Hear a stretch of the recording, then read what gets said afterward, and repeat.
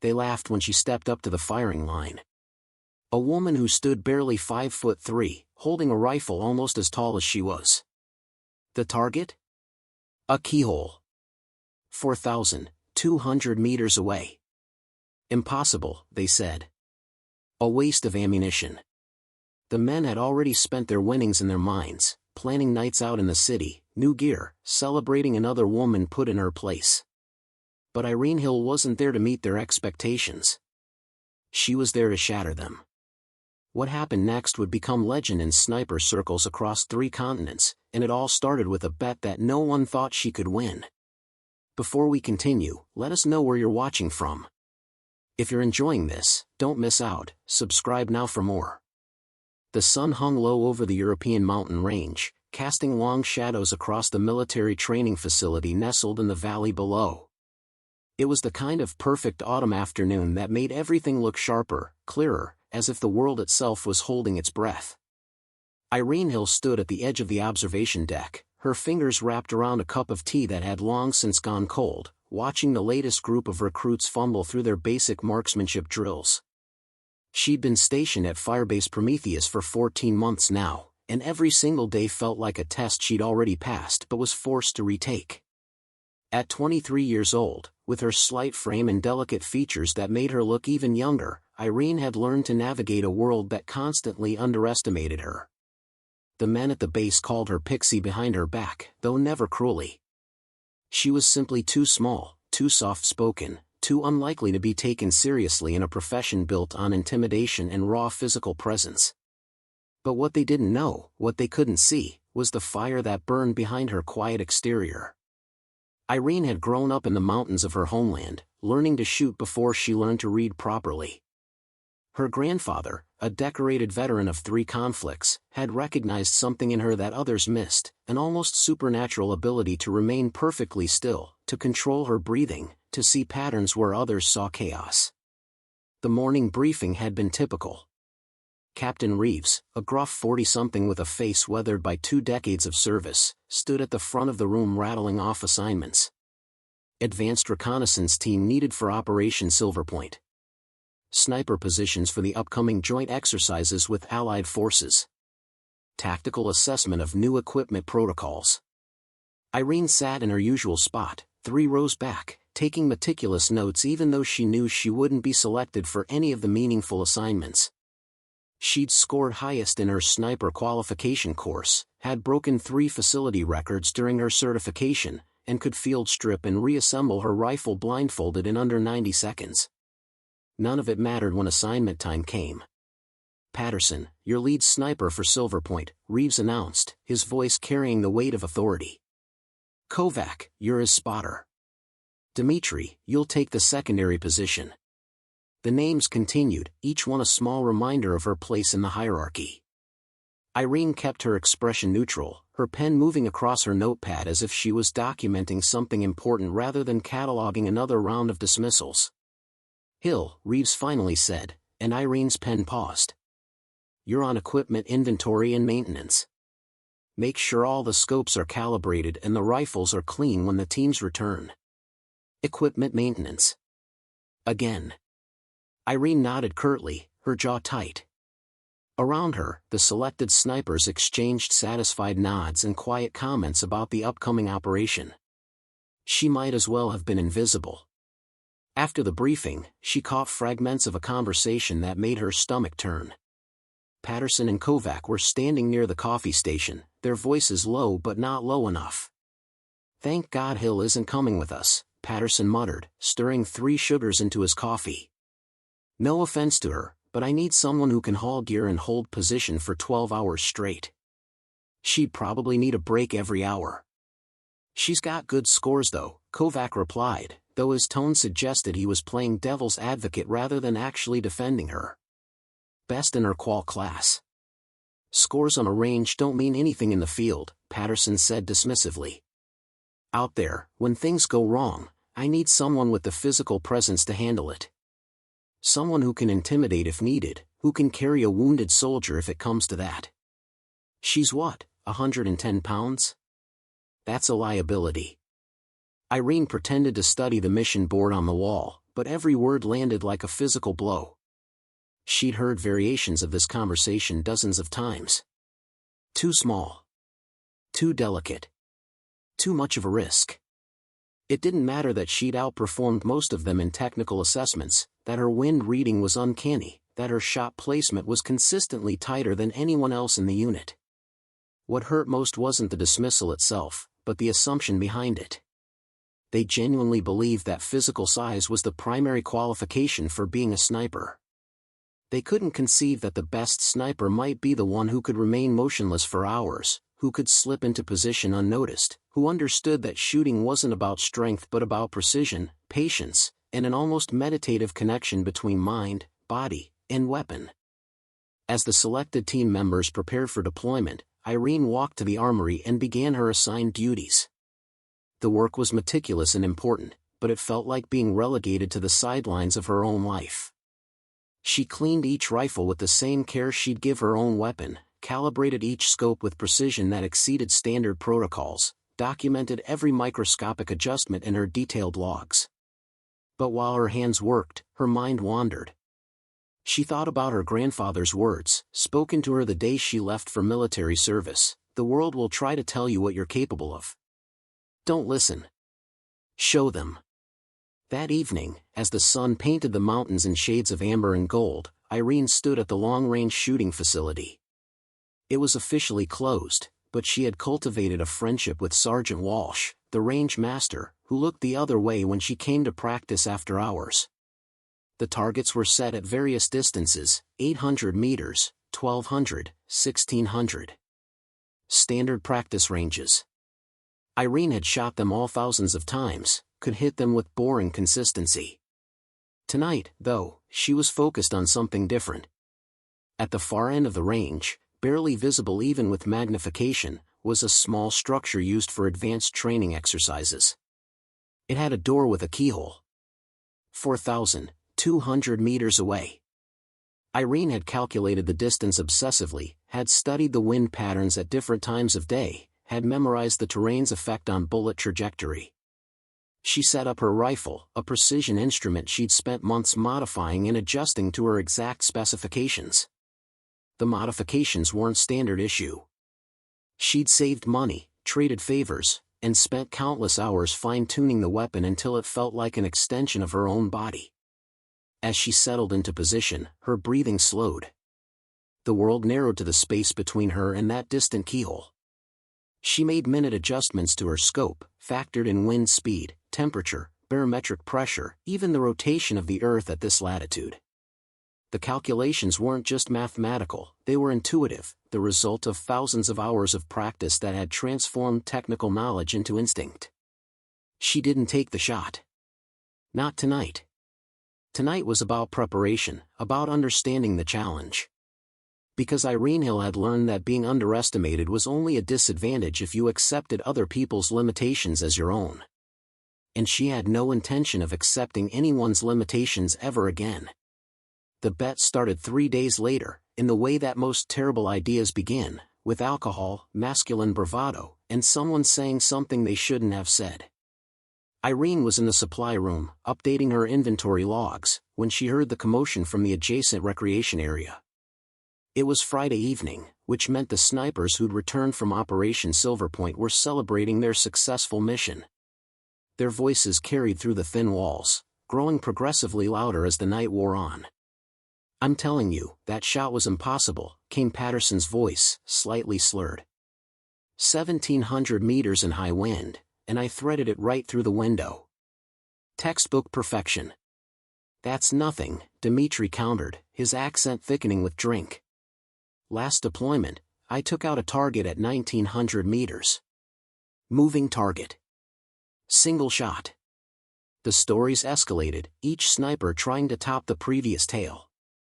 Irene rolled her eyes and tried to focus on her work, but then she heard her name. "You know who'd never make a shot like that?" "Little Irene," someone said. She didn't recognize the voice, probably one of the newer transfers. "Sweet girl, but she's built like a songbird. Probably can't even hold a rifle steady for more than a few minutes." "That's not fair," Walsh's voice cut in, and Irene felt a flush of gratitude. Hill's got better fundamentals than half of you combined. I've seen her practice scores. Practice scores, Patterson laughed. Everyone's great on a comm range with no pressure. Real sniping is different. It's about having the physical and mental toughness to hold position under impossible conditions. I'd bet a month's pace she couldn't hit a man-sized target at 2,000 meters, someone else chimed in. Hell, I'd bet she couldn't hit a vehicle at that range. Irene's pen stopped moving. A month's pay. They were literally betting against her competence, treating her abilities like a joke to be wagered on. That's harsh, guys, Kovac said, though he was clearly amused. She's not that bad. All right, Patterson said, his voice taking on the tone of someone who thinks they're being reasonable. Let's be fair. I'll bet 1 month's pay that Hill couldn't make an extreme distance shot. Something actually challenging. If she can, I'll admit she's got real skill. If she can't, she stops pretending she's on our level. The words hung in the air like a challenge waiting to be accepted. Irene stood frozen in the supply room, her heart pounding. Part of her wanted to walk away, to ignore the juvenile posturing of men who measured their worth in increasingly exaggerated stories. But another part of her, the part that had been dismissed and overlooked for 14 months, felt something else entirely. She closed her inventory log with deliberate care, stood up, and walked into the recreation room. The conversation died instantly. 7 snipers, all holding drinks, all staring at her with expressions ranging from embarrassment to amusement. Walsh looked apologetic. Patterson looked caught between guilt and defiance. I'll take that bet, Irene said quietly, her voice steady despite the adrenaline flooding her system. Patterson blinked. Hill, you don't have to. We were just talking. No, you were betting. A month's pay that I can't make an extreme distance shot. She looked around the room, meeting each man's eyes. I'm accepting. But let's make it interesting. Interesting how? Dmitri asked, leaning forward with curiosity. You all bet 1 month's pay. Each of you. Against me. I'll choose the target, the distance, and the conditions. If I miss, I'll stop requesting advanced assignments. I'll accept that I'm just support personnel. The words tasted bitter, but she continued. If I make the shot, you all pay up. And you all recommend me for the advanced sniper program. The room erupted in overlapping voices. Some thought it was a terrible idea. Others were already calculating odds. Patterson held up his hand for silence. What shot are we talking about? He asked. Irene smiled, and there was steel in it. The keyhole on the training structure at the far end of the range. 4,200 meters. The room went silent. Then someone laughed. Then everyone was laughing except Walsh, whose eyes had gone wide with understanding. That's impossible, Patterson said flatly. Even for professionals. The keyhole is what, 3 centimeters wide? At that distance, with wind variables, temperature shifts, it's literally impossible. Then you have nothing to worry about, Irene replied. Your money's safe. Hill, be reasonable, Kovac interjected. We were just joking around. You don't need to prove anything. Don't I? She looked at him steadily. 14 months. I've been here 14 months, and not once have I been selected for a real assignment. I've outscored every person in this room on technical evaluations. I know wind reading better than any of you. My groupings are tighter, my calculations faster, my equipment knowledge more comprehensive. But none of that matters because I'm small and quiet and don't fit your image of what a sniper should be. The uncomfortable silence that followed confirmed everything she'd said. These weren't bad men. They weren't cruel. But they had absolutely underestimated her, had relegated her to a supporting role based on assumptions they'd never examined. Fine, Patterson said finally. Tomorrow. Noon. Full range conditions. You get 3 shots, standard sniper protocol. We'll all witness it, and we'll have Walsh verify the target. He extended his hand. Deal? Irene shook his hand, feeling the calluses that matched her own. Deal. As she left the recreation room, she heard the buzz of excited conversation spring up behind her. They were already discussing how to spend her money, laughing about her audacity, treating the whole thing like entertainment. Let them laugh. Let them underestimate. She'd been preparing for this moment for months without even knowing it. That night, Irene returned to her quarters and pulled out her detailed logs. Pages and pages of calculations, wind measurements taken at different times of day, temperature variations, humidity factors. She'd been studying that 4,200-meter shot for 3 months, ever since she'd first noticed the keyhole and wondered if it was possible. She wasn't doing this on impulse. She wasn't being reckless. She was being exactly what a sniper should be, prepared, patient, and absolutely certain of her capabilities. As she reviewed her calculations one final time, Irene thought about what tomorrow would mean. If she failed, she'd be confirming every doubt they'd ever had about her. She'd be consigning herself to a career of support roles and equipment maintenance, watching others do the work she was born for. But if she succeeded? If she succeeded, she'd prove that strength came in forms they'd never imagined. That the best weapon wasn't the biggest or the loudest, but the one wielded with precision and unwavering focus. Irene set her alarm for 5 in the morning. She'd need time to prepare, to verify her equipment, to center herself for what was coming. As she lay in the darkness, she felt no fear, only a crystalline clarity of purpose. Tomorrow, at noon, under a sunny European sky, she would show them exactly what too small and too quiet could accomplish.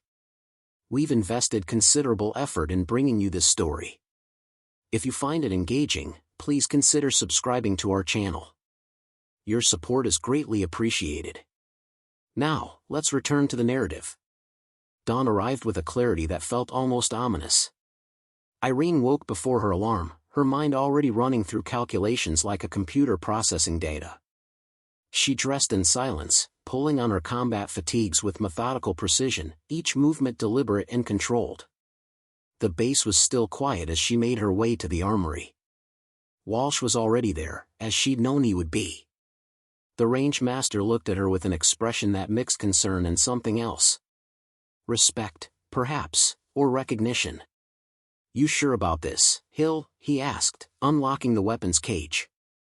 "It's not too late to call it off. Those guys were drunk.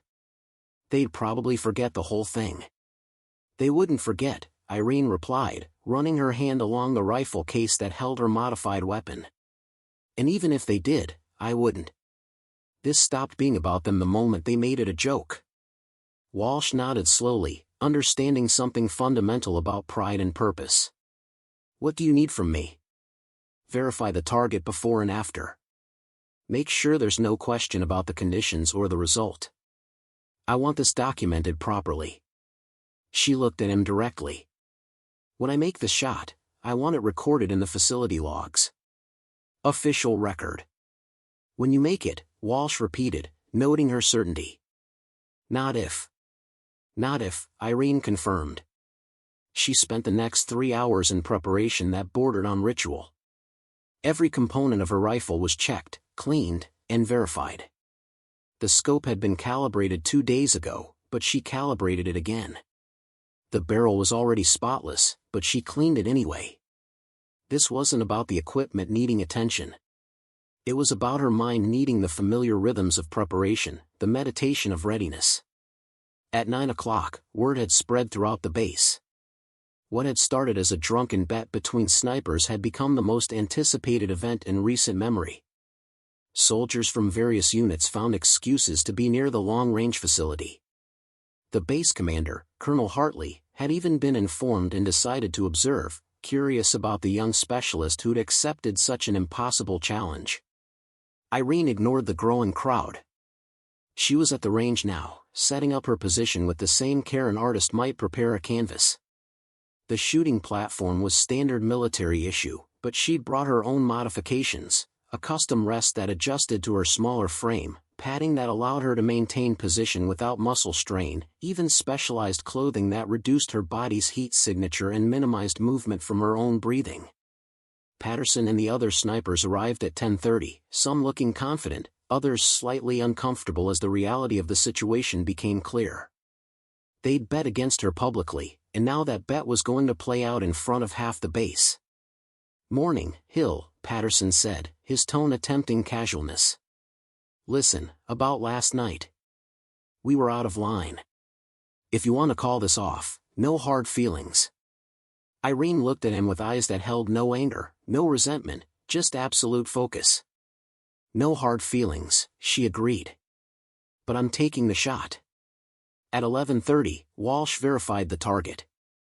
The keyhole was exactly 4,200 meters away, its opening measuring 32 millimeters at its widest point. He photographed it from multiple angles, documented the distance with laser measurement, and recorded the current environmental conditions: temperature 21 degrees Celsius, humidity 43%, wind variable from the northwest at 8 to 12 kilometers per hour. The mathematical impossibility of the shot became clear as Walsh read out the specifications. At that distance, even a millimeter of error at the barrel would translate to meters of deviation at the target. The bullet would be in flight for nearly 6 seconds, during which it would drop over 100 meters and be affected by wind, air density, temperature gradients, even the Coriolis effect from Earth's rotation. "This is insane," someone muttered in the growing crowd. "Nobody can make that shot. Not even the best snipers in the world." Irene heard the words but didn't respond. She was already somewhere else mentally, entering the space where thought and action merged into something purer than either. Her breathing had slowed, her heart rate dropping as her body prepared for the stillness required. At noon, the sun reached its zenith, and the wind settled into a momentary lull. Irene took her position behind the rifle, her body molding into the stance she'd practiced 10,000 times. Through her scope, she could barely see the target structure, the keyhole invisible at this magnification. The crowd behind her had gone silent. Even Patterson seemed to realize this was no longer about the bet. It was about something larger, the moment when impossibility confronted absolute determination and one of them had to yield. Irene's finger rested gently on the trigger. She took one breath. Then another. The world narrowed to a point 4,200 meters away where her will would either become reality or shatter against the laws of physics. And then, in the space between heartbeats, she began her final calculations. The scope brought the distant world into sharp relief, but at this range, even maximum magnification couldn't show her the keyhole clearly. Irene wasn't looking for the keyhole itself. She was looking at the structure around it, the patterns of light and shadow, the subtle variations in the building's facade that told her exactly where the opening should be. Her grandfather had taught her this technique when she was 12 years old, shooting at targets in the mountain valleys near their home. "You don't always see what you're aiming at," he'd said. "Sometimes you see where it should be, and you trust your preparation." Behind her, someone coughed nervously. The sound seemed obscenely loud in the silence that had fallen over the range. Colonel Hartley stood with his arms crossed, his expression unreadable. The betting snipers clustered together, their earlier bravado replaced by something approaching anxiety. They'd made this personal, and now they were beginning to understand what it meant when someone they'd underestimated decided to prove them wrong. Irene's breathing continued its steady rhythm. 4 seconds in, hold for 2, 6 seconds out. The pattern slowed her heart rate, steadied the microtremors that affected everyone, creating a platform of stillness that transformed her body into a precision instrument. She made minute adjustments to her scope, compensating for the wind she'd studied for 3 months. The morning winds from the northwest, carrying the cooler air from the mountain passes. They would push the bullet right and down, requiring her to aim left and high. But the winds weren't constant. They gusted, settled, shifted with the terrain. She needed to wait for the window. Minutes passed. 5. Then 10. The crowd began to shift restlessly. Some probably thought she was stalling, afraid to take the shot and face inevitable failure. But Walsh understood. He'd seen her practice enough times to recognize the patience that separated amateur shooters from true marksmen. She wasn't hesitating. She was waiting for the exact right moment. At 12 minutes, Irene felt it. A settling in the air, a momentary pause in the wind's chaos. She'd studied this range long enough to recognize the pattern. Every 14 to 16 minutes, the winds aligned into a brief corridor of relative stability. 3 seconds, maybe 4, when the variable simplified just enough to make the impossible merely improbable. Her finger applied pressure to the trigger. Not pulling, just increasing the pressure by fractions, taking up the slack until the breaking point approached. Her breathing had stopped, her body absolutely motionless. Through the scope, she held the invisible point where calculation and instinct agreed the keyhole existed. The shot surprised even her when it came, the rifle's recoil absorbed by her stance and the custom padding she'd prepared. The sound cracked across the range, echoing off the surrounding mountains. The bullet left the barrel at 900 meters per second, beginning its long arc toward the target. For 5.8 seconds, the bullet flew through space that Irene had mathematically predicted and intuitively understood. It dropped under gravity's pull, curved slightly under the Coriolis effect, drifted microscopically in the residual wind. Every factor she'd studied, every calculation she'd made, every hour of practice had prepared for this single trajectory. At the target, 4,200 meters away, something happened that nobody in the crowd could see. They would have to wait for Walsh to verify. But Irene knew. She'd felt it in the rifle's recoil, in the way the shot broke clean, in the absolute certainty that came from perfect preparation meeting perfect execution. She remained in position, not because she needed to verify anything, but because breaking her stance too quickly would seem like doubt. Let them wait. Let them wonder. She'd already moved to the next phase of her plan, the second shot. Walsh was already on the radio, coordinating with an observer at the target end of the range. "Stand by for verification," his voice carried across the silent crowd. "Approaching target now." The seconds stretched into minutes. Irene could hear people shifting behind her, could feel the tension building as everyone waited for confirmation. Patterson stood with his arms crossed tightly, his jaw clenched. The others looked between each other, uncertain whether to hope she'd succeeded or failed. Walsh's voice crackled through the speakers. "Target verified. We have. Jesus Christ. We have bullet impact dead center through the keyhole. Perfect placement. The shot is good." The silence that followed was absolute, as if the entire base had collectively stopped breathing. Then someone started clapping slowly, and within seconds the applause built into something approaching thunder. But Irene wasn't listening to the applause. She was already adjusting her position for the second shot. "Hill," Patterson's voice was barely above a whisper. "You did it. You actually did it." "That was shot 1, Irene replied calmly, settling back into her stance. "Standard sniper protocol is 3 shots for confirmation." "I'm not done yet." The crowd went quiet again, realization dawning that she wasn't just proving a point. She was demonstrating absolute mastery. 1 incredible shot could be luck. 3 identical shots eliminated luck from the equation entirely. Irene found her breathing rhythm again, her body returning to that state of perfect stillness. The second shot would be harder. The first had disturbed the air around the target, and the barrel was now slightly warmer, affecting bullet velocity by a fraction. She adjusted for the variables, made microscopic changes to her aim, and waited once more for the wind to settle. 14 minutes later, she took her second shot. The second bullet followed a path so similar to the first that it seemed rehearsed, as though Irene had somehow pre-programmed the trajectory into reality itself. The rifle cracked, the bullet flew, and 5.9 seconds later, Walsh's voice came through the radio with an edge of disbelief that he couldn't quite suppress. "Second shot confirmed.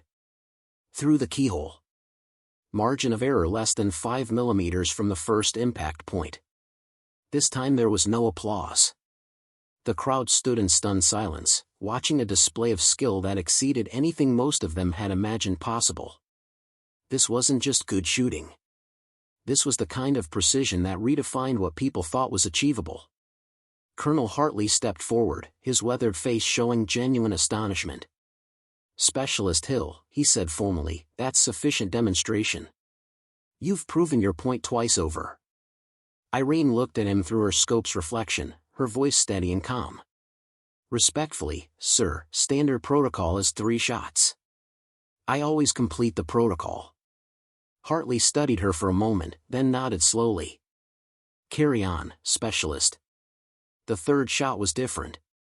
Not in execution, but in purpose. The first had proven she could do it. The second had proven it wasn't luck. The third was about something else entirely.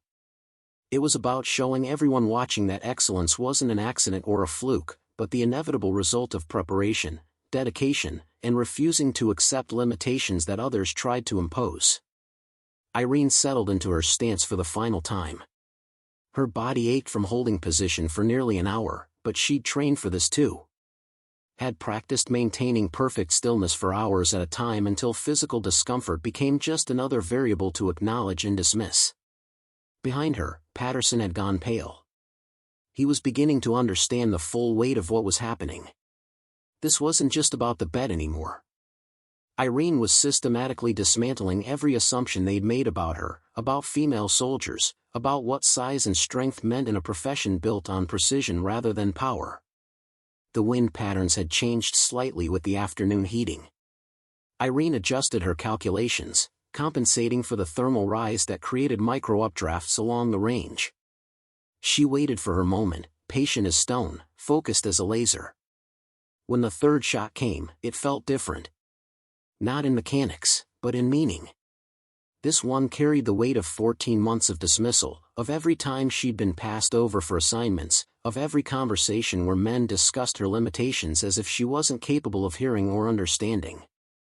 The bullet flew true. Walsh's voice came through the radio, and this time there was no attempt to hide his awe. 3rd shot confirmed. Through the keyhole.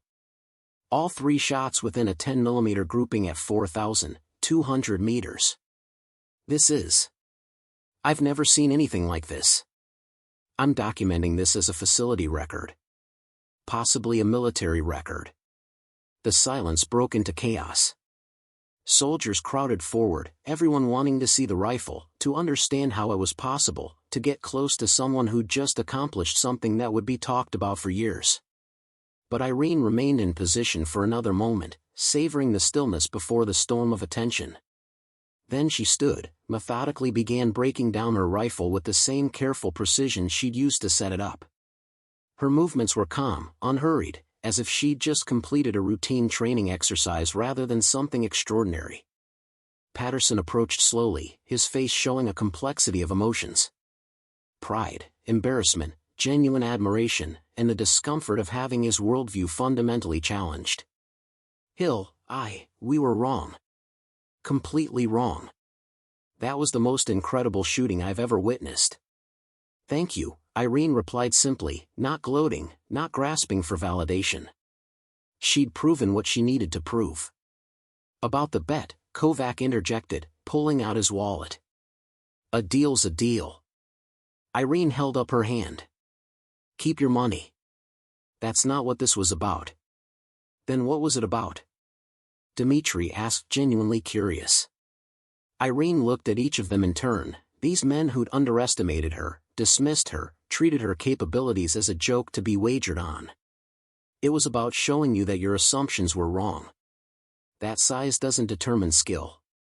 That the best sniper isn't the biggest or the strongest, but the one with the most discipline, the deepest preparation, and the refusal to accept other people's limitations. She picked up her rifle case and turned to Colonel Hartley. Sir, I'd like to formally request assignment to the Advanced Sniper Program. I believe I've demonstrated the qualifications. Hartley's expression was serious, but his eyes held approval. Request approved, Specialist Hill. Report to my office at 0800 tomorrow. We'll discuss your new assignment. As Irene walked away from the range, Walsh fell into step beside her. You knew you'd make those shots, he said quietly. All 3 of them. Yes, Irene admitted. How long have you been preparing for this? 3 months of intensive study. But really? She paused, thinking of her grandfather, of growing up in the mountains, of every moment that had led her here. I've been preparing my whole life. News of the Keyhole shots spread through military channels with the speed and inevitability of wildfire. By evening, Firebase Prometheus was receiving communications from Allied bases across 3 continents, all wanting confirmation of what seemed like an impossible story. A specialist, barely 5'3", had made 3 consecutive shots through a keyhole at 4,200 meters under standard range conditions with witnesses and official documentation. Irene found herself in Colonel Hartley's office that same evening, not for disciplinary reasons, but for what he termed a preliminary assessment. The office was exactly what she'd expected: maps covering the walls, commendations in frames, a desk that had seen decades of service. "Sit down, Hill," Hartley said, gesturing to a chair across from his desk. His tone was different now, carrying a respect that hadn't been there in previous interactions. "I've been reviewing your service record extensively." Irene sat, her posture perfect despite the exhaustion beginning to creep through her body. The adrenaline from the demonstration was wearing off, leaving behind the reality of what she'd accomplished and what it meant for her future. "Your technical scores are exceptional," Hartley continued. "Top percentile in every category. Wind reading, distance calculation, equipment maintenance, tactical assessment. I'm embarrassed to admit I hadn't looked closely at your file before today." "I understand, sir. A lot of soldiers pass through this base." "That's not an excuse," Hartley said bluntly. "I allowed my command staff to pigeonhole you based on assumptions rather than evidence. That ends now." He pulled out a folder, official-looking documents with multiple seals. "I'm recommending you for immediate transfer to the European Special Operations Sniper School. It's an 8-month program, highly selective. You'd be the first woman in the program's current iteration." The words hung in the air. This was bigger than she'd imagined. Not just acceptance into the advanced program at Firebase Prometheus, but transfer to elite-level training. "There will be challenges," Hartley warned. "The program has a 70% dropout rate. The instructors are former special operations snipers from 6 different countries. They don't give points for making history or breaking barriers. You'll be judged entirely on performance." "That's all I've ever wanted, sir," Irene replied. "To be judged on performance." Hartley nodded slowly. "What you did today was more than just impressive shooting, Hill. You forced an entire base to reconsider assumptions we didn't even know we were making. That takes courage that goes beyond technical skill." After the meeting, Irene walked across the base in the gathering twilight. The mountains were silhouettes against a sky turning from blue to purple, and the air carried the crisp promise of autumn's advance. She felt different, though she couldn't quite articulate how. Not validated, exactly. She hadn't needed their approval to know her capabilities. But recognized. Finally seen for what she actually was rather than what people assumed she must be.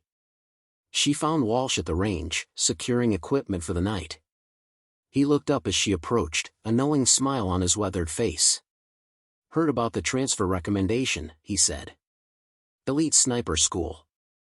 That's quite a jump." "I couldn't have done it without you," Irene said honestly. "You gave me access to the range when others wouldn't have. You believed in me when it wasn't popular or convenient." Walsh shrugged, uncomfortable with the gratitude. "I just recognized skill when I saw it. Too many people in this world judge based on packaging rather than content." He locked the equipment cage and turned to face her fully. "You're going to do great things, Hill. Today was just the beginning." That night, Irene sat in her quarters and wrote a letter to her grandfather. She described the day in detail, the bet, the shots, the reactions, the future unfolding before her. She wrote about feeling vindicated but also about understanding that vindication wasn't really the point. The point was creating space for others who would come after her, showing that excellence came in unexpected forms. She sealed the letter and set it aside for mailing. Tomorrow would bring new challenges, new preparations, new mountains to climb, both literal and metaphorical. But tonight, she allowed herself a moment of quiet satisfaction. Through her window, she could see the distant structure with the keyhole she'd shot through 3 times. From this distance, it was barely visible, just a dark shape against darker mountains. But she knew exactly where it was, could calculate the trajectory even now, could feel in her body the perfect stillness required to make the impossible routine. Somewhere in the base, Patterson and the others were probably still processing what they'd witnessed. Some would grow from it, would examine their assumptions and become better soldiers and better men. Others might cling to explanations that protected their egos, lucky shots, perfect conditions, anomalous circumstances. It didn't matter. Irene Hill had proven what she needed to prove, and in doing so, had opened a door that others had insisted must remain closed. She was no longer the logistics specialist who counted equipment and accepted limitations. She was a sniper who'd made 3 impossible shots and was just beginning to understand the full scope of what she might accomplish. The transfer orders arrived within 48 hours, faster than standard military bureaucracy typically moved. Irene held the official documents in her hands, reading them for the 3rd time to ensure she hadn't misunderstood. Report to the European Special Operations Training Center in 6 days. Duration, 8 months. Classification, Advanced Sniper Specialization. Her quarters, which had felt like home for 14 months, suddenly seemed temporary. She began the process of packing with the same methodical precision she applied to everything, sorting her belongings into categories: essential equipment, personal items, things to store, things to discard. There was a knock at her door. When she opened it, she found Patterson standing in the hallway, looking uncomfortable in a way she'd never seen from him before. He held a small package wrapped in brown paper. "Hill," he said, then paused as if he'd rehearsed a speech that suddenly seemed inadequate. "Can I come in?" Irene stepped aside, allowing him entry. Her room was spartanly decorated, nothing like the personalized spaces many soldiers created. A few photographs, her modified rifle in its case, stacks of technical manuals, and topographical maps covering one wall. Patterson looked at the maps, really looked at them for the first time. They were covered in annotations, calculations, wind pattern notations, hundreds of hours of study visible in the meticulous handwriting that filled every margin. "You really did prepare for months," he said quietly, a statement rather than a question. "Preparation is the difference between luck and skill," Irene replied, continuing to pack. "My grandfather taught me that." Patterson set the package on her desk. "This is for you. From all of us. The snipers, I mean. The ones who made the bet." He rubbed the back of his neck, clearly struggling with what he wanted to say. "We've been talking. About what happened, about what it means. And we realized something." Irene waited, giving him space to find his words. "We've been operating with blinders on," Patterson continued. "Not just about you, specifically, but about what makes someone effective in this profession. We got comfortable with certain assumptions. Big guys, loud guys, the ones who fit a particular image. And in being comfortable, we missed what was right in front of us." "You weren't malicious about it," Irene said, surprising herself with her own lack of resentment. "You were just operating on the information you thought you had." "That doesn't excuse it," Patterson replied firmly. "We should have looked closer. Should have questioned our assumptions. You deserved better than to be sidelined for 14 months while we played favorites with people who couldn't shoot half as well as you." Irene unwrapped the package carefully. Inside was a custom-made patch, beautifully embroidered. It showed a keyhole with a bullet passing through it, and beneath it, stitched in precise letters, "Keyhole Queen 4, 200M. "It's not official military insignia," Patterson explained. "But we wanted you to have something to remember what you accomplished here. And what you taught us." Irene ran her fingers over the embroidery, feeling the texture of the thread, the care that had gone into its creation. "Thank you," she said simply. "This means more than you know." "There's something else," Patterson added. "I've been recommended for instructor duty at the Advanced Sniper School. It's a lateral move, but it's something I've been working toward. If it goes through, there's a chance we'll cross paths during your training." "You'd be a good instructor," Irene said honestly. You're technically proficient, and now you understand something about recognizing potential in unexpected places. After Patterson left, Irene pinned the patch to her gear bag where she could see it. Not as a trophy, but as a reminder of what happened when you refused to accept other people's limitations as your own. The next few days passed in a blur of farewells and final preparations. Walsh presented her with a hand-annotated wind-reading manual he'd been compiling for 20 years. Kovac and Dmitri took her to dinner at the base mess hall, spending the evening sharing stories about their own training experiences and offering advice for the challenges ahead. Even Captain Reeves, who'd assigned her to equipment maintenance for 14 months, pulled her aside for a brief conversation. "I failed you, Hill," he said without preamble. "I didn't look past surface appearances to see what you were capable of. That's on me, and I apologize." The apology was unexpected and, Irene realized, genuine. "Thank you, sir. I appreciate that. Make them remember you at that school," Reeves said. "Not just for what you can do, but for what you represent. There are going to be others like you, others who don't fit the traditional mold. Show them that excellence comes in all forms." On her final evening at Firebase Prometheus, Irene returned to the long-range facility one last time. The sun was setting, painting the mountains in shades of amber and rose. She set up her rifle at the same position she'd used for the Keyhole shots, but this time she didn't load ammunition. She simply lay behind the rifle, looking through the scope toward the distant structure, remembering the feeling of perfect preparation meeting perfect execution.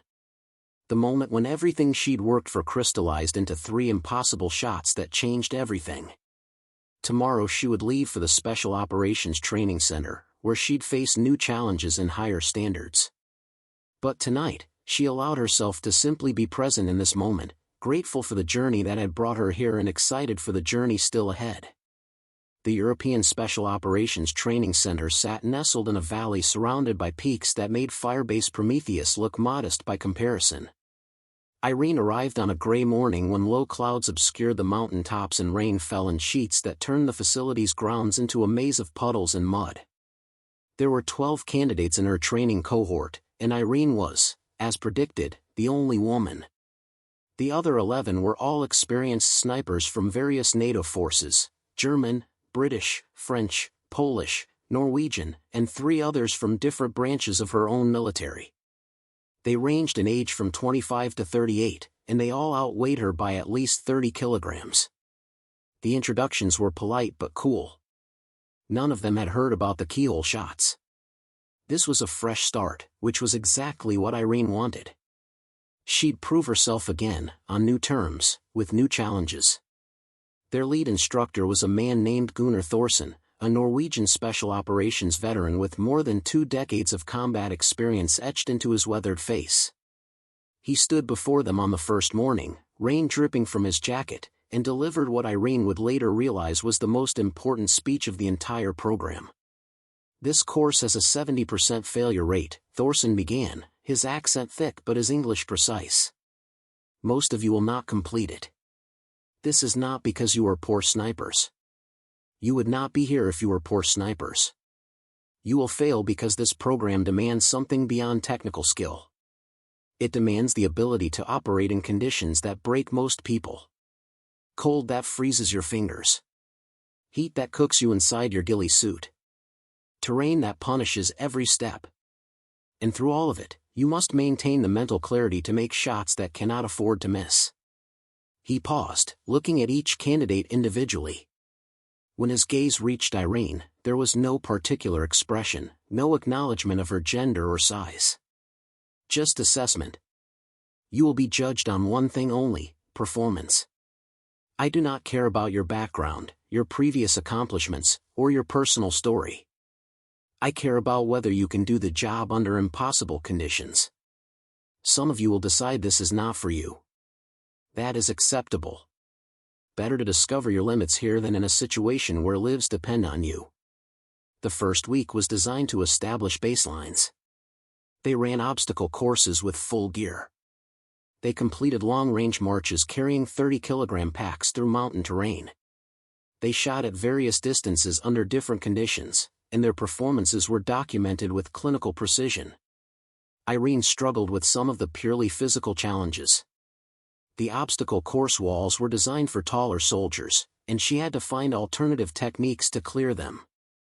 The pack marches were brutal because the weight-to-body ratio was significantly higher for her than for the larger men.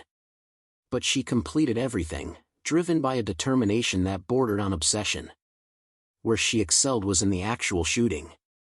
The center had ranges that extended to distances Firebase Prometheus couldn't match, and the environmental conditions were deliberately challenging.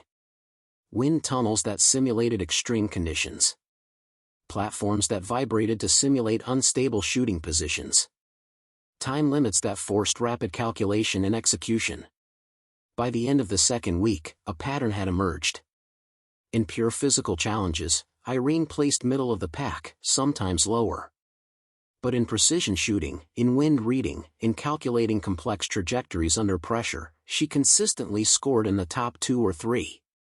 One of her cohort members, a German sniper named Friedrich, approached her after a particularly difficult shooting exercise. They'd been required to hit targets at varying distances while being subjected to simulated artillery concussions that shook their platforms. "You have a gift," Friedrich said, his English formal but friendly. "The way you read wind, it is like you can see it." "My grandfather taught me," Irene replied, cleaning her rifle with meticulous care. "We lived in the mountains. Understanding wind wasn't optional. It was survival." "Some of the others, they are talking," Friedrich continued, lowering his voice. "Saying you are given allowances because you are a woman. That the standards are adjusted." Irene's jaw tightened, but she kept her voice even. "Are they?" "No," Friedrich said firmly. "Thorson does not adjust standards. You are doing the same exercises, carrying the same weight, held to the same times. But perception is sometimes stronger than reality." "Let them talk," Irene replied. "My scores speak for themselves." But Friedrich's warning proved prescient. During the third week, during an especially grueling mountain exercise, tensions came to a head. They were conducting a long-range stalk. Each candidate had to move from a starting position to a firing position 2 kilometers away, crossing open terrain without being detected by observers with high-powered optics. Irene completed the stalk successfully, remaining undetected and reaching her position within the time limit. But when she returned to the assembly area, she overheard a conversation between 2 British candidates. "I'm telling you, she's getting help," one was saying. "There's no way someone that small can keep pace with this program legitimately." "Maybe she's just good," the other replied, though he sounded unconvinced. "Good at shooting, I'll grant you. But the physical stuff? She's half our size. It doesn't add up." Irene stepped into view, her expression calm despite the anger building inside her.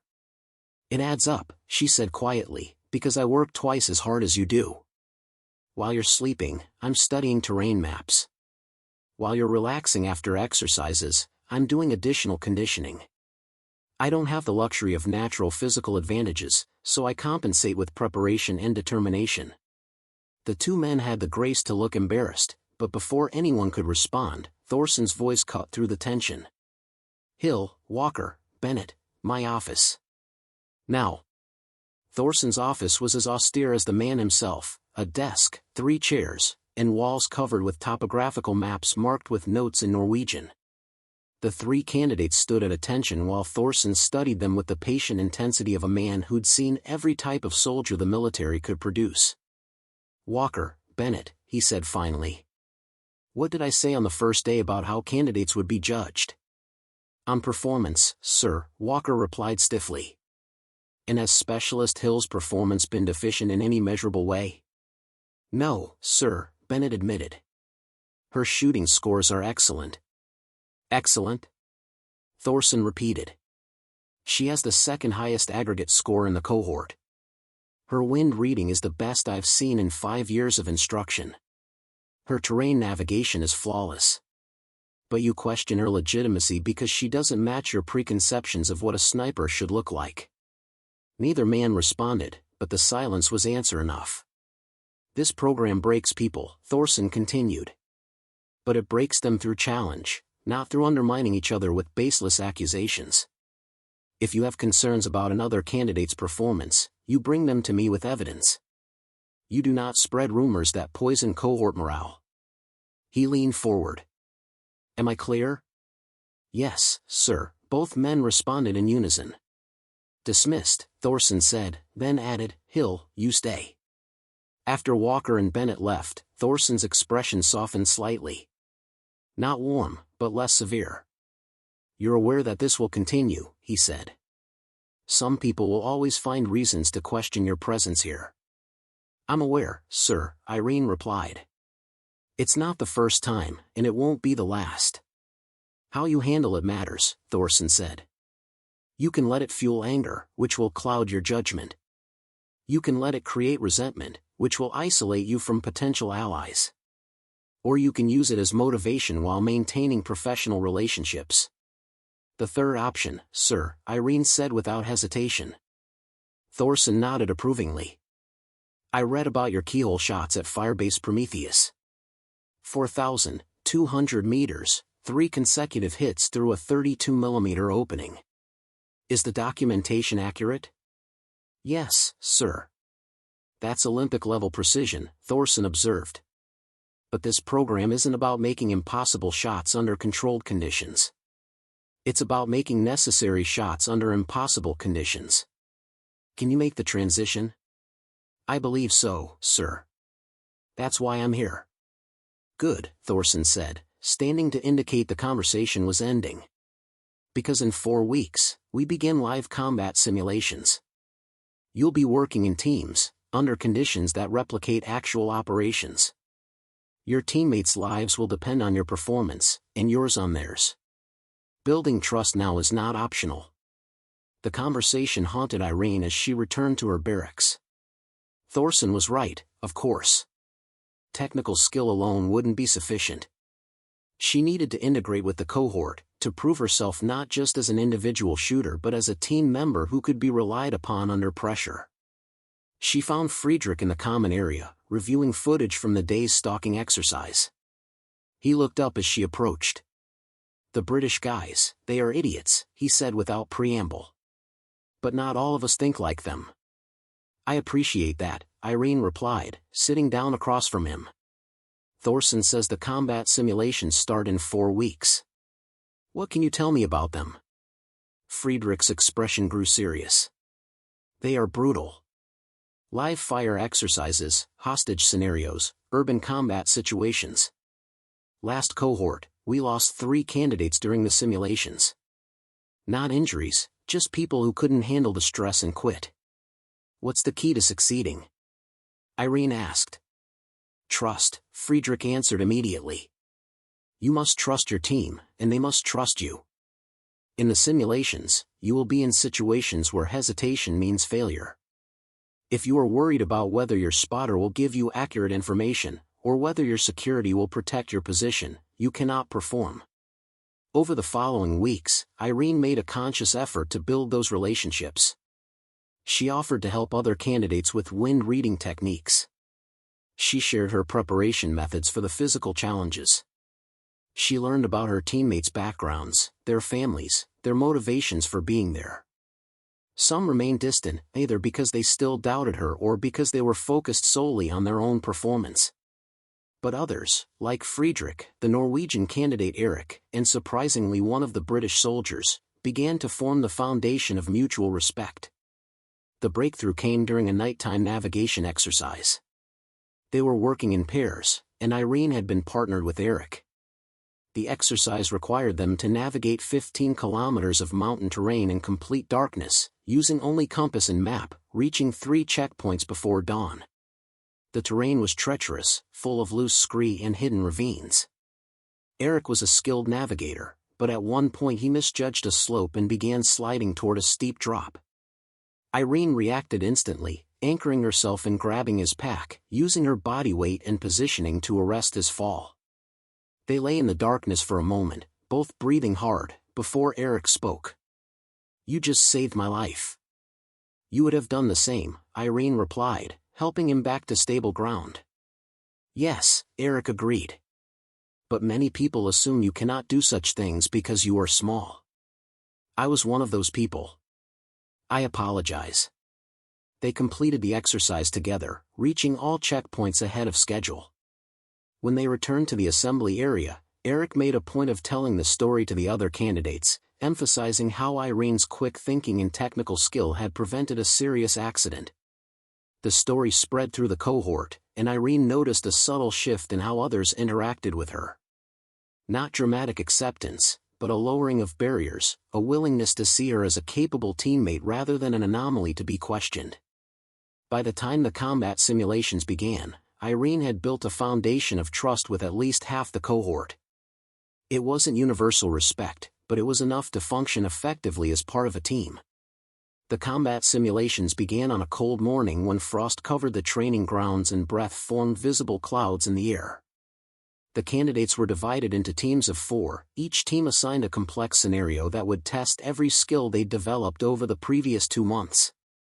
Irene's team consisted of herself, Friedrich, Eric, and a French sniper named Laurent who'd been cordial but reserved throughout the training.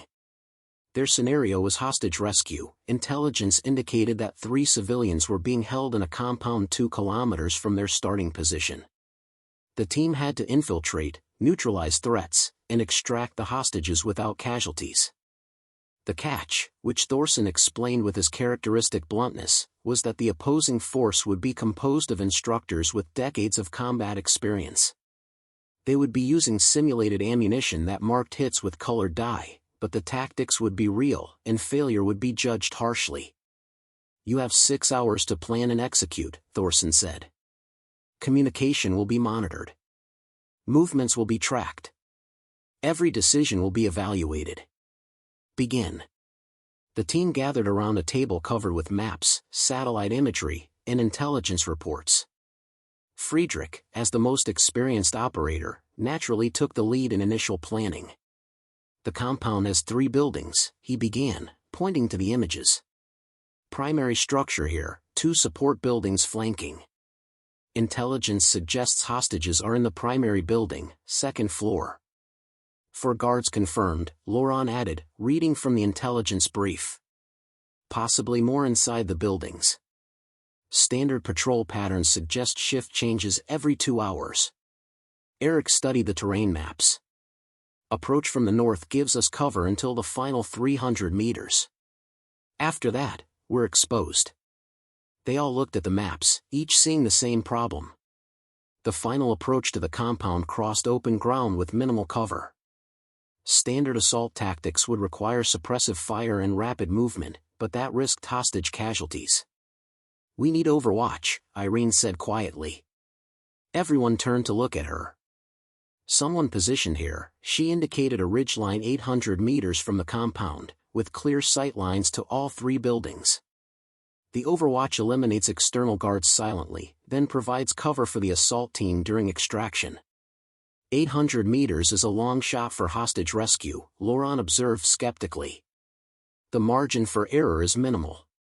It's the only approach that doesn't expose the assault team unnecessarily," Irene countered.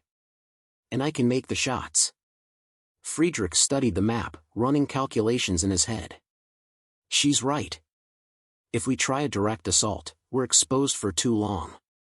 But if Hill eliminates the external guards from range, the assault team only has to deal with interior threats."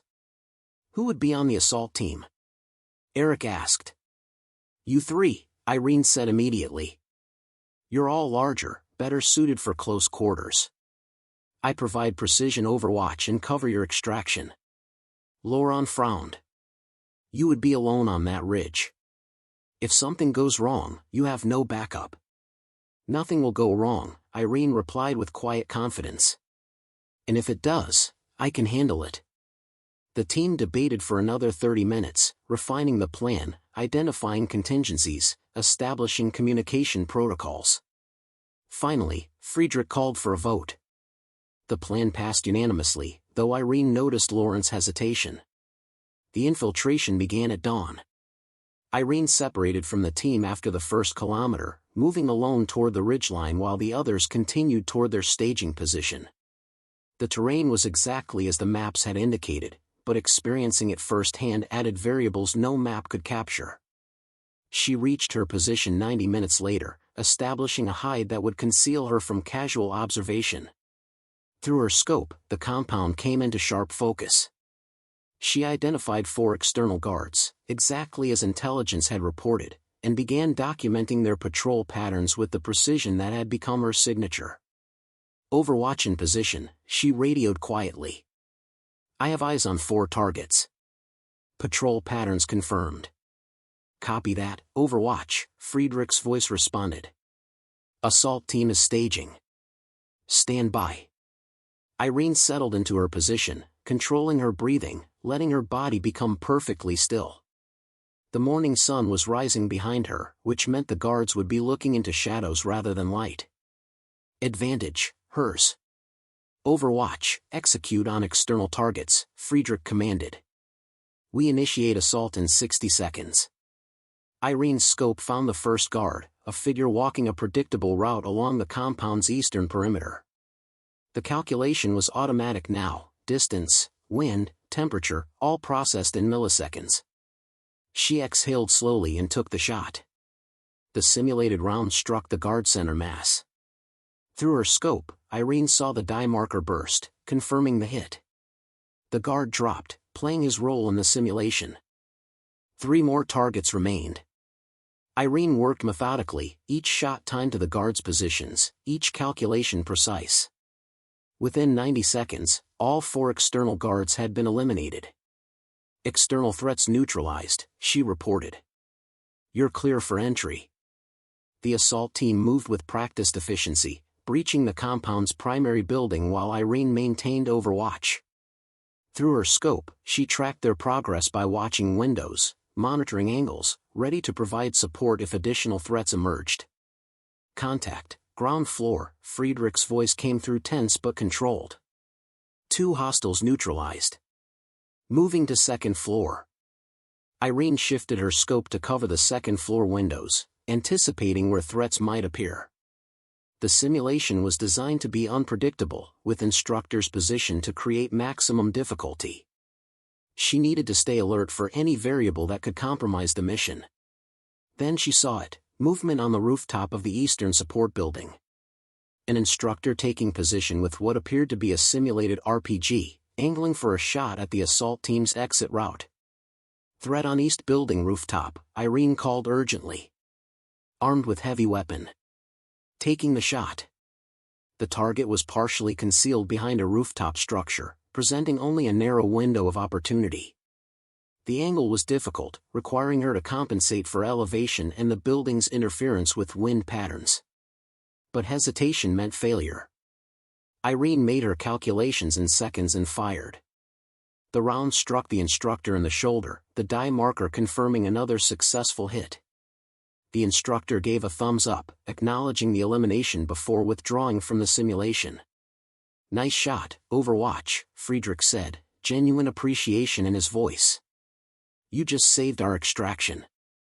"Hostages secured," Eric reported moments later. 3 civilians, all safe. "Exiting now." Irene continued providing cover as the assault team evacuated with the simulated hostages. 2 more instructors appeared, attempting to intercept the extraction, but she eliminated both before they could engage the team effectively.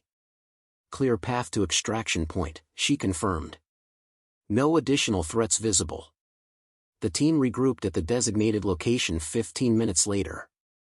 All objectives completed, hostages rescued, no casualties, all threats neutralized. When Thorson arrived for the debrief, his expression was carefully neutral, but Irene had learned to read the subtle signs of his approval. "Time from initiation to extraction, 42 minutes, Thorson announced. Well below the expected window. Threat elimination, 100% effective. Hostage safety, maintained throughout. Overall assessment, exceptional performance." He paused, looking directly at Irene. "Hill, your Overwatch was textbook perfect. Every shot placed exactly where needed, when needed. The rooftop elimination was particularly impressive, given the difficult angle and time constraint." Friedrich clapped Irene on the shoulder. She's the best shot in the cohort, sir. Possibly the best I've ever worked with. The team coordination was excellent, Thorson continued. You trusted each other's capabilities and executed a complex plan flawlessly. This is what successful operations look like. After the debrief, Laurent approached Irene privately. The French sniper had been the most skeptical of her throughout the training, and she'd noticed his reluctance during the planning phase. I owe you an apology, Laurent said formally. When we were planning, I doubted whether you could make those shots under pressure. I was wrong. You performed brilliantly. Thank you, Irene replied. But we all performed well. It was a team effort. It was, Laurent agreed. But you were the foundation. Without your overwatch, we could not have executed the plan safely. I will remember this. The remaining simulations over the following weeks tested different scenarios: long-range interdiction, urban combat, hostile environment survival, counter-sniper operations. Irene's team consistently scored in the top tier, and her personal shooting scores remained exceptional. But more importantly, the cohort's attitude toward her had transformed completely. She was no longer the anomaly to be questioned, but a respected operator whose capabilities were proven repeatedly under the most demanding conditions. During the final week of training, Thorson gathered the remaining candidates. 7 had dropped out or been eliminated, leaving only 5 to complete the program. Irene stood among them, exhausted but triumphant, knowing she'd earned her place through performance that couldn't be dismissed or explained away. You 5 represent the top 1% of military snipers, Thorson said. You have demonstrated not only technical excellence but the mental fortitude to operate under impossible conditions. You are now qualified for special operations deployment. He handed each candidate their graduation certificate and a distinctive patch that marked them as graduates of the program. When he reached Irene, he paused. Specialist Hill, your performance exceeded expectations in every measurable category. Your precision shooting set a new facility record, and your tactical decision-making during simulations was consistently sound. You've proven that excellence has nothing to do with matching preconceived notions and everything to do with dedication, skill, and the refusal to accept artificial limitations. The remaining candidates applauded, and Irene felt something shift inside her. Not validation from others, she'd moved beyond needing that. But recognition of a journey completed, of barriers broken not just for herself but for everyone who would come after her. That evening, the graduating candidates gathered for an informal celebration. Friedrich raised his glass in a toast. To the Keyhole Queen, he said with a grin. Who taught us all that the best sniper isn't always the one who looks the part. To overcoming assumptions, Eric added. To proving that impossible is just a starting point, Irene concluded, raising her own glass. They drank together, 5 soldiers who'd started as strangers and skeptics, now bonded by shared experience and mutual respect earned through the hardest test any of them had ever faced. 6 months after graduation, Irene found herself in a situation that would have seemed impossible 2 years earlier. She was leading a 4-person sniper team on an actual special operations mission, her expertise recognized and her capabilities trusted without question. The mission was classified, but the principles were the same as always: precise observation, calculated shots, unwavering focus under pressure. Her team executed flawlessly, and when they returned to base, the after-action reports documented another successful operation. Word of her continued excellence had spread through military channels. The Keyhole shots at Firebase Prometheus had become legendary, embellished with each retelling until some versions had her shooting through keyholes at impossible distances in hurricane force winds. Irene found the exaggerations amusing but didn't bother correcting them. What mattered more were the messages she received from other women in the military, soldiers who'd heard her story and felt inspired to push beyond the limitations others tried to impose. One message, from a young recruit who'd been told she was too small for combat roles, particularly stuck with Irene. You showed me that size doesn't determine capability, the recruit wrote. Because of you, I'm not giving up on my goals. Thank you for proving it's possible. Irene kept that message, along with others like it, in a folder she reviewed whenever doubt crept in. Because even now, even after everything she'd accomplished, there were still moments when she faced skepticism, when she had to prove herself to people who made assumptions based on her appearance. But those moments became less frequent and less significant. Her record spoke for itself: the Keyhole shots, the special operations training, the successful missions, the respect of peers who'd learned that excellence came in unexpected forms. On a sunny afternoon 1 year after her graduation, Irene received a call from Firebase Prometheus. Patterson was on the line, his voice warm with genuine pleasure. "Hill, how's the special operations life treating you?" "It's exactly what I needed," Irene replied. "Challenging work with people who value capability over appearance." "I'm calling because I wanted to tell you something," Patterson said. "Remember the bet? The one we made about you not being able to make that shot?" "I remember," Irene said, smiling at the memory. "That bet changed everything here. After you left, we completely restructured how we evaluate candidates for advanced roles. We implemented blind performance reviews, stopped making assumptions based on physical characteristics, started looking at technical scores and preparation rather than just physical presence. And you know what? We've identified half a dozen soldiers who we'd been overlooking, people with exceptional skills who didn't fit our preconceived notions of what a specialist should look like." "That's wonderful," Irene said, genuinely pleased. "It's because of you," Patterson continued. "You didn't just prove us wrong about one person. You proved us wrong about how we were thinking about everyone. That's your real legacy, Hill. Not the impossible shot, though that was incredible. But the change in perspective you forced on all of us."